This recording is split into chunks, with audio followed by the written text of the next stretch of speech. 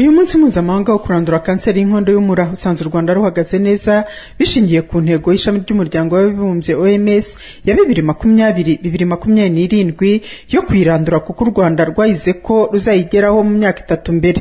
Ni umunsi wizihijwe ku kigo nderabuzima cya Koronu mu Kimisagara, witabirwa n'urwego rw'ubuzima n'abakozi b'ishami ry'umuryango w'abibumbye ryita ku buzima OMS. Aba baravuga ko baje kubera ubwoba ari nabwo bwanatumaga bataza kubera ibyo bumvaga. Mama wacu yazize kanseri y'inkondo y'umura, biteye ubwoba. Ubundi imyumvire nicyo kintu cya mbere cyica umuntu. Hanjye kera numvaga bambwira ko bazana umura wose bakaba babona kuwupima, ariko kubera ko abantu baje bambwiye ko ntibibabaza, ntibiteye ubwoba.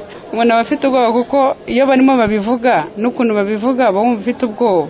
Iyo bamaze kubwira yuko nta kibazo nibwo bawumva utujije. Myaka yanjye 63. Nanjye numvaga nayirwara. Nabonye abantu benshi bayirwaye, mbona ko yica nabi. Nzobona Nyira Eroge ni umuganga uhugura abandi akanavura kanseri y'inkondo y'umura n'iyibere muri RBC, avuga ko usibye kwisuzumisha nta kindi kigaragaza kwirwaye kuko itandurira mu mibonano mpuzabitsina gusa. Umuntu ashobora kugakura ahantu hatandukanye, yaba ari mu bwiherero wenda utameze neza, cyangwa se wagiye gukarabira mu kandi gakoresha undi muntu yakoresheje, kari akavirusi kajya mu bice biri inyuma y'igitsina. Noneho muri cya gihe cy'imibonano mpuzabitsina nibwo ka kavirusi kava inyuma ku gitsina kakagana ku nkondo y'umura nyirizina. Bitangira gake gake, akenshi abantu ntibabimenya, akava byizanye bitari imihango, bitari gukuramo inda, cyangwa se yakora imibonano mpuzabitsina nyuma agahita ava, wenda hakazamo n'ibyuruzi rudahumura neza, kunanuka, uburibwe bukaza nyuma.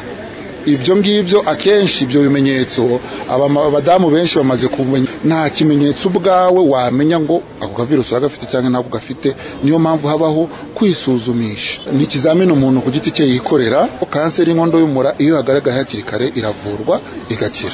Dr. François Winkindi ni umuyobozi w'ishami rishinzwe indwara zitandura muri RBC, avuga ko u Rwanda ruhagaze neza kandi ko rwizeye ko ruzagera ku ntego y'ishami ry'umuryango w'abibumbye. Yango turandure kanseri y'inkondo y'umura harimo ibintu bitatu: no gukingira abakobwa, abana b'abangavu bageze ku myaka 12, aho ngaho u Rwanda twarageze ubu tugiza kuri 90%, akaba ariyo ntego y'isi. Intego ya kabiri ni yo gusuzuma abadamu n'abakobwa bafite imyaka 30 kugera kuri 49, tukabasuzuma tukara ko badafite kanseri y'inkondo y'umura cyangwa se ibimenyetso bibanziza twanabavura. Bara yuko service ubunguze rahari ku masantere de santé yose ndetse no ku bitaro, ndetse muzi yuko tunafite n'ikigo gishinzwe kuvura indwara za kanseri. Ubu navuga yuko tugeze kuri 30% ugereranije n'iyi technology turimo turakoresha, ariko twaye intego yuko nyuma y'imyaka 2 tuzatwageze kuri 70% bisabwa n'umuryango w'abibumbye ushinzwe ubuzima. Nta kizatubuza kubera yuko icyambere hari ubushake, leta imbaraga yasizemo zihagije, ndetse no kuzana abafatanyabikorwa batandukanye kugira ngo dukorane, kugira ngo twihute kandi duhuze imbaraga. Ubu ngubu byagiye kuri mituweli.